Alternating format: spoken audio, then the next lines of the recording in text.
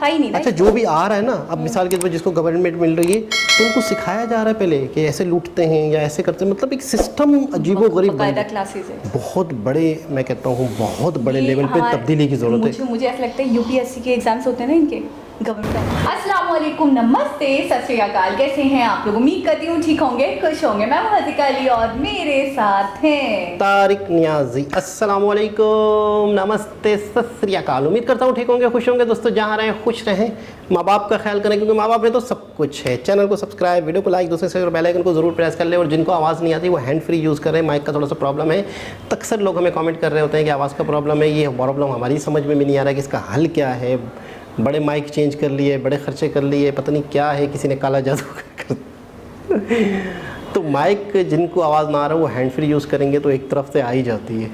तो आज की हमारी वीडियो है, आज की हमारी वीडियो है बहुत ही इंटरेस्टिंग, टाटा जी से रिलेटेड। स्टार्ट करते हैं अपनी वीडियो को, let's start. Okay guys, video का टाइटल है Tata to build most advance 4GW solar cell and 4GW। So start करते हैं। तो दोस्तों, टाटा ने अब यहाँ पर पूरी तैयारी कर ली है चीन को सबक सिखाने में। अब जैसे कि आपको पता ही होगा कि भारत चीन से आने वाले सोलार सेल्स और वेफर्स इन सभी के इंपोर्ट को बंद करना चाहता है, तो टाटा ने भी यहाँ पर कमर कस ली है। दरअसल अब ये लोग एक काफी विशालकाय फैक्ट्री लगा रहे हैं तमिलनाडु में, जहाँ पर तो 4000 मेगावाट सोलार सेल्स और मॉड्यूल्स सब मैन्युफैक्चरिंग की जाएगी। इसी बात को लेकर अब इन्होंने तो MOU को भी साइन करवा लिया है तमिलनाडु सरकार के साथ, जहां पर 3000 करोड़ रुपीस ये लोग खर्च करेंगे 4 गीगावाट की सोलर सेल और 4 गीगावाट का सोलर मैन्युफैक्चरिंग। ये पूरा इकोसिस्टम तैयार कर डालेंगे तमिलनाडु में। अभी ऐसा नहीं है कि 4-5 साल फैक्ट्री बनने में ही लग जाएंगे, 16 महीने के भीतर ये पूरे इन्वेस्टमेंट कर दिया जाएगा, जिससे 2000 लोगों को यहाँ पर एम्प्लॉयमेंट अपॉर्चुनिटी सीधे सीधे मिल जाएगी। टाटा का ये तमिलनाडु वाला प्लांट लेटेस्ट टेक्नोलॉजी को यूज करेगा, जो वर्ल्ड की leading efficient most trusted technology है उसे। अभी ये लोग बनाएंगे यहाँ पर हाई वोल्टेज वाले मॉड्यूल्स। ऑटोनोमस मोबाइल रोबोट्स को सीधे सीधे डिप्लॉय कर दिया गया है, जो लेजर और कैमरास यूज करते हैं पार्ट्स को ट्रांसपोर्ट करने के लिए from one place to other. ये इतनी एडवांस फैसिलिटी है, इंडस्ट्री 4.0 के सारे स्टैंडर्ड्स को फॉलो करती है, फुल्ली इंटरकनेक्टेड फैसिलिटी है, smart manufacturing tools, technologies, everything. इनका तमिलनाडु में ये अब सेकेंड मैन्युफैक्चरिंग प्लांट होने वाला है, राइट आफ्टर बैंगलोर, जहां पर वर्ल्ड क्लास मैन्युफैक्चरिंग यूनिट्स लगाई गई है, 635 मेगावाट मॉड्यूल्स और 500 मेगावाट सेल्स की ऑलरेडी। भारत में इतनी ज्यादा डिमांड हो चुकी है अब रिन्यूएबल एनर्जीज की, आने वाले समय में तो ये पूरी तरह से स्काई रॉकेट होने वाली है। ऐसे समय में अगर ऐसी भारतीय कंपनियों ने इतना बड़ा स्टेप नहीं लिया तो फिर चाइना से ही आता रहेगा माल, जिससे आत्मनिर्भर भारत बनने का तो सोच ही नहीं सकता कोई।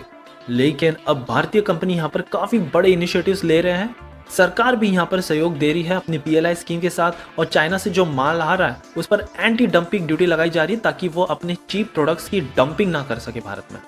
सो टाटा के इस मूव के बारे में आपकी क्या राय है, डेफिनेटली कमेंट्स में बताइएगा। जी जनाब। अच्छा, बहुत सारी ऐसी चीज़ें हैं, पूरी दुनिया ही मुझे ऐसा लगता है कि चाइना पे डिपेंड करती है, और वाहिद ही एक इंडिया ऐसा कंट्री है जो चाइना को रिप्लेस करता जा रहा है, मतलब बहुत हद तक।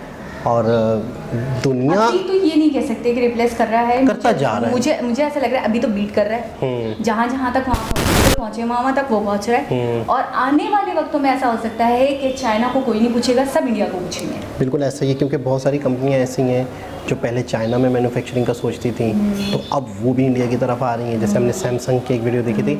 अच्छा, यहाँ मामला कुछ और है। यहाँ मामला ये है सोलर वाला कि खुद इंडिया मैन्युफैक्चरिंग करेगा, और इसमें भी टाटा ने अपना किरदार अदा किया। बहुत बड़ी बात। अच्छा, इस वीडियो में ये कहा गया कि गवर्नमेंट की तरफ से टाटा को बड़ा सहयोग मिलता है। बिल्कुल, देखिए जाहिर सी बात है कि गवर्नमेंट अब समझ चुकी है कि टाटा ही वो हैं जो इंडिया को मतलब इतना तरक्की याफ्ता बना रहे हैं। मैं ये नहीं कहूँगी कोई एक इंसान होता है, बहुत सारे लोगों की काविशें होती हैं, लेकिन वो बहुत हाईलाइट हैं, और हमेशा जो भी स्टेप लेते हैं हमेशा इंडिया की ही तरक्की का सोच कर लेते हैं। अब देखिए सोलर वाला भी, अगर हम इसको थोड़ा सा गंभीरता के साथ समझें, थोड़ी सी डिटेल के साथ समझें, कितनी बड़ी बात है कि एक तरीके से इंडिया डिपेंडेंट हो गया था चाइना के, क्योंकि चाइना ही ले रहा था। अब इनको चाहिए कि ये खुद बनाए, क्योंकि इनका लक्ष्य क्या है, हम इंडिपेंडेंट हो, बिल्कुल हम किसी पे डिपेंडेंट ना हो, हम आत्मनिर्भर बने। तो आत्मनिर्भर बने तो फिर हर हवाले से बने, हर लिहाज से बने, हर तरीके से बने, तो फिर टाटा ने ये सोचा होगा कि इस मामले में तो हम डिपेंडेंट हो रहे हैं, तो ये डिपेंडेंसी को हम खत्म करते हुए, क्योंकि आने वाले वक्तों में तो बहुत मसले मसाइल हो जाएंगे, वो कह रहे हैं कि ये जो सोलर है, ये जो रिन्यूएबल एनर्जी है, ये बहुत ज़्यादा शॉर्ट होने वाली है आने वाले वक्तों में। शॉर्ट नहीं, इनका कहने का मतलब ये कि ये बहुत ही ज़्यादा, यानी कि लोग इस पर आ जाएंगे, पूरी दुनिया जो है। क्या चीज़ है ये? तो हाँ, तो मैं ये कह रही थी कि आने वाले वक्तों में ये कह रहे हैं कि ऐसे प्रोजेक्ट नहीं होंगे तो हम बिल्कुल ही आत्मनिर्भर नहीं हो पाएंगे। शॉर्ट नहीं हो रही थी एनर्जी, इनका कहने का मतलब ये था। जब मैंने काट दिया वो तो क्यों बोले आगे इंडिपेंडेंट होना चाहते हैं, उसके बाद से बोले। बिल्कुल ये मुझे डिक्टेट करेगी कि मैं क्या बोलूँ, मुझे तो समझ ही नहीं आ रहा। आप बता रहे थे। मैं ये बता रहा डिटेल बता था रहे थे। कि दुनिया सारी सोलर पे आ रही है, बिल्कुल। पेट्रोल और ये सारी चीज़ों से लोग मतलब अब कट रहे हैं। अब जो कंट्री मतलब नेमो बदल नहीं ढूंढा जिस कंट्री ने, वो बर्बाद हो जाएंगे, या फिर दूसरे कंट्री से ख़रीदेंगे तो उसके लिए आपको फ़ौरन विदेशी मुद्रा चाहिए होता है। विदेशी मुद्रा आपके पास चाय के लिए भी नहीं हो तो फिर आपको एनर्जी का, ठीक है ना। अच्छा, आपको पता है ये सोलर के पैनल बनते किस चीज़ से? मतलब इतना ज़बरदस्त ये सिस्टम है, इतना ज़बरदस्त कुदरत ने एक सूरज की रोशनी दी हुई है कम से कम हमारे इन कंट्रीज़ को जो कि इस तरफ हैं, तो ये बहुत बड़ा बेनिफिट उठा सकते हैं। अब तो मैंने देखा समंदर के ऊपर भी बाकायदा ऐसे पैनल बन रहे हैं जो समंदर के ऊपर भी लग सकते हैं। मिट्टी से बनता है, इसके अंदर मिट्टी होती है बाकायदा, जब वो हीट पड़ती है तो सारा नेचुरल हो गया ना, तो कुदरती चीज़ों से ही बनता है, आपको कुछ खरीदना ही नहीं है, आपको मतलब बनाना है, वो है प्लांट तो लगाना है आपको, मैं उससे नहीं वो कर रही, लेकिन ये है कि जो रॉ है वो उसके लिए आपको दिक्कत नहीं होगी। लेकिन ये है कि बड़ी मतलब सिस्टम होगा, मशीनरी होगी, उसको ऑर्गेनाइज करना, सारी चीज़। दूसरी बात ये मैं ही कह रही थी कि किल्लत हो जाएगी, वो ये इसलिए कि हर कोई सोलर पे आएगा तो शॉर्टेज तो होगी ना। शॉर्टेज डिमांड, इसको यूँ कह सकते हैं हम कि डिमांड बढ़ जाएगी। हाँ, डिमांड बढ़ेगी तो जो कंट्री बाहर से मंगवा रहे हैं तो वो बेचारे मखसूस मंगा सकते हैं, जैसे हम में पाकिस्तानी हम चीज़ें मखसूस मंगवा सकते हैं, जितना होगा उतना अफोर्ड करेंगे। लेकिन जो अपने ही घर में चीज़ें बड़ी सी देख अपने ही घर में बना रहे हैं तो फिर उनको शॉर्टेज नहीं होगी, क्योंकि वो जाहिर सी बात है पहले अपने घर वालों को खिलाएंगे, उसके बाद वो बाहर एक्सपोर्ट करेंगे। पहले अगर किसी कंट्री को अपने पैरों पे खड़ा होना है तो बाहर की चीज़ों पे डिपेंड ख़त्म हो जाए, अपने ही कंट्री में चीज़ें बने, अपनी ही कंट्री में। सोलर मैं कहता हूँ आने वाले वक्त का बहुत बड़ा एक सिस्टम है। तमिलनाडु जो है मुझे ऐसा लगता है स्टेट रकबे के लिहाज से बहुत बड़ा है ना, और वहाँ पे मैंने देखा है जितने भी बड़े से बड़े प्लांट्स होते हैं वो मैं सुनती हूँ तमिलनाडु में लग रहे हैं, बहुत ज़्यादा, मतलब इंडस्ट्रियल हब हमने सुना है। अच्छा, बैंगलोर भी तमिलनाडु में? बिल्कुल। और हम समझते थे बैंगलोर महाराष्ट्र में, मुझे ऐसा लगता था। और बाकायदा मतलब है कि तमिलनाडु में तो बहुत ही ज़्यादा, हमने एक पूरी वीडियो तमिलनाडु के हवाले से देखी थी जहाँ पे फैक्ट्रियाँ, जहाँ पे कारखाने, जहाँ पे मिल्स वगैरह बहुत ज़्यादा हैं। बिल्कुल। अच्छा, वहाँ पे मुझे ऐसा लगता है नेचुरल रिसोर्सेज वगैरह भी बहुत हैं।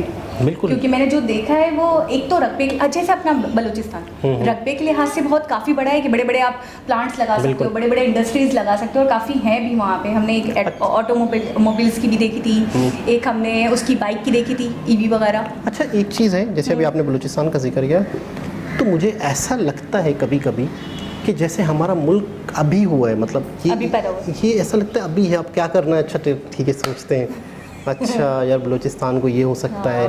अच्छा, वो अभी तक बंजर पड़ा है। अच्छा, मज़े की बात, हमारे पास इतनी ज़मीन है, इतना कुछ है, पानी है, दरिया है, रेगिस्तान है। आपको पता है रेगिस्तान में क्या हो सकता है? बाकायदा पैनल बन सकते हैं, बाकायदा ये सोलर पैनल लग के आप इतनी ज़्यादा एनर्जी पैदा कर सकते हो, पूरा मुल्क कुछ भी नहीं है, पूरे मुल्क को फ्री बिजली दे सकते हो। आपको पता है बलूचिस्तान के लोग, हमने खुद एक्सपीरियंस करा है, हम कहीं सुनी पे नहीं जा रहे, कि भीख मांग कर एक तरीके से वो खा रहे हैं 2 टाइम की रोटी। क्या आपको नहीं लगता कि कोई एक इंडस्ट्री, कोई एक कंपनी, कोई एक मिनिस्टर जाके उनको देख ले, उनके हालात को देख ले, कुछ ऐसा कर दे? आपने कई प्रोजेक्ट मुझे बताया ऐसे ही कि ये हो सकता है, हम इनसे ये करवा सकते हैं, हम इनको ये करवा सकते हैं, हम ये प्रोजेक्ट कर सकते हैं, वहाँ पे इतना रकबा है, इतनी ज़मीन है, इतना कुछ है, लेकिन कोई एक प्रोजेक्ट, कोई एक चीज़ भी नहीं। आपको पता है पूरा बलूचिस्तान हरा भरा हो सकता है? बिल्कुल। कैसे? पूरे बलूचिस्तान की जो पट्टी है, साहिल है, समंदर है, बाकायदा समंदर के पानी को मीठा किया जा सकता है, बाकायदा समंदर के पानी से एग्रीकल्चर हो सकता है। एक तो ऐसी भी मैंने वीडियो देखी, बाकायदा एक बंदे ने अपने बलबूते पे रेगिस्तान में जहाँ तपती रेत है वहाँ पे खेती बाड़ी शुरू की है, एक सिस्टम पाइप लगा के, यानी कि उस पाइपों से पानी छिड़काव का पानी दे रहा है और पौधे उगा रहे हैं। मतलब अपने बलबूते पे लोग छोटे छोटे प्रोजेक्ट कर रहे हैं। अगर गवर्नमेंट चाहे बहुत बड़े लेवल पे, तो मैं कहता हूँ अच्छा, कोई भी चीज़ बेकार नहीं है। सबसे पहले आप ये जहन में रखें, अल्लाह पाक ने अगर हर चीज़ बनाई है दुनिया में तो उसका कोई मकसद है। बंजर अब हम इंसान हैं या गधे हैं, उसको किस तरह यूज़ कर पा रहे हैं, किस तरह। बंजर ज़मीन को भी हमने एक वीडियो में थोड़ी अभी हमने एक वीडियो देखी थी गांव के भी हवाले से, तो उन्होंने कहा हमारी ज़मीन बंजर थी और फिर हमने इसको, हमारे पुरखों ने ये करा वो करा, तो मैं हम भी तो कर सकते हैं ना, फिर क्यों नहीं। अच्छा, ऐसे लोग जो मतलब तपते रोडों पे बैठे हुए हैं वो लोग, खाने की 2 टाइम की रोटी नहीं है उनके पास, साफ पानी नहीं है उनके पास, शेल्टर कोई नहीं है उनके पास, कोई घर नहीं है उनके पास, तो क्या कोई नहीं सोचता।